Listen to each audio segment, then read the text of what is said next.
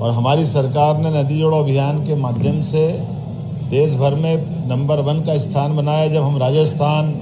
उत्तर प्रदेश, महाराष्ट्र सभी के साथ नदी जोड़ो अभियान में सबसे आगे निकले और यशस्वी प्रधानमंत्री ने नदी जोड़ो अभियान के लिए 90% की ग्रांट दे करके हमारे पूरे क्षेत्र के लिए सभी तरह से, जैसा मैंने पूर्व में उल्लेख किया,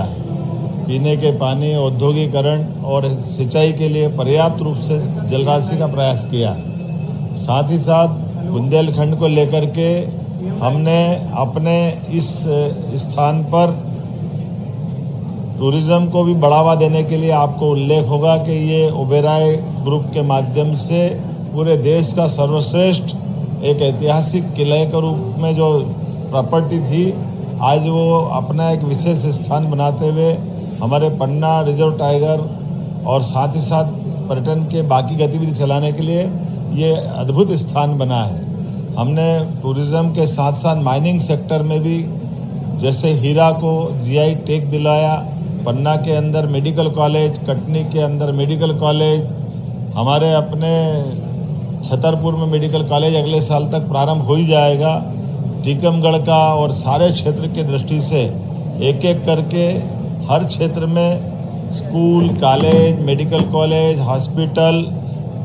उद्योग धंधे की दृष्टि से कई सारी सौगातें कल हमारी कैबिनेट में भी आने वाली है। और आज दिन भर हमने हमारी सरकार के कई महत्वपूर्ण विभागों के समीक्षाओं का कार्यक्रम या क्रम जारी रखा, जिसमें बीते 2 वर्ष के काम के समीक्षा करते हुए आने वाले 3 वर्ष के भी कामों के बलबूते पर सरकार के माध्यम से हम बुंदेलखंड और प्रदेश की क्या सेवा कर सके, ऐसे कई कामों को लेकर आए। ये कन्वेंशन हॉल का उपयोग प्रॉपर तरीके से शासन के साथ सामाजिक स्तर पे सभी प्रकार से इसके बेहतर उपयोग हो, इसलिए पर्यटन विकास निगम को पुनः दिलवा करके इसकी सुविधा के साथ साथ ये हमारा क्षेत्र कैसे आगे बढ़े, इस पे हम काम कर रहे हैं। आज हमने यहाँ अपने खजुराहो में जनजाति जाति विभाग, स्थानीय शासन विभाग, टेक्निकल और एजुकेशन के साथ ऐसे कई प्रकार के अलग अलग विभागों की भी समीक्षा की है और हमारे अपने वरिष्ठ मंत्रियों के साथ उनके विभागों के भी कई दूरदर्शी निर्णय लेने का प्रयास किया है। हम सब उम्मीद करते हैं कि माननीय प्रधानमंत्री के नेतृत्व में जिस प्रकार से देश आगे बढ़ रहा है, मध्य प्रदेश भी नंबर 1 का राज्य बने, इस दिशा में काम कर रहे हैं। उम्मीद करेंगे अब यहाँ से आपके बाद लाइट एंड साउंड शो के कार्यक्रम में हमारे सभी माननीय मंत्री कल आज उसमें शामिल होंगे। और ये जो हमारा प्रयोग हो रहा है कि हम अलग अलग क्षेत्र के विकास की दृष्टि से कैबिनेट भी वहीं जाके करें, ताकि उस क्षेत्र को भी लाभ मिले,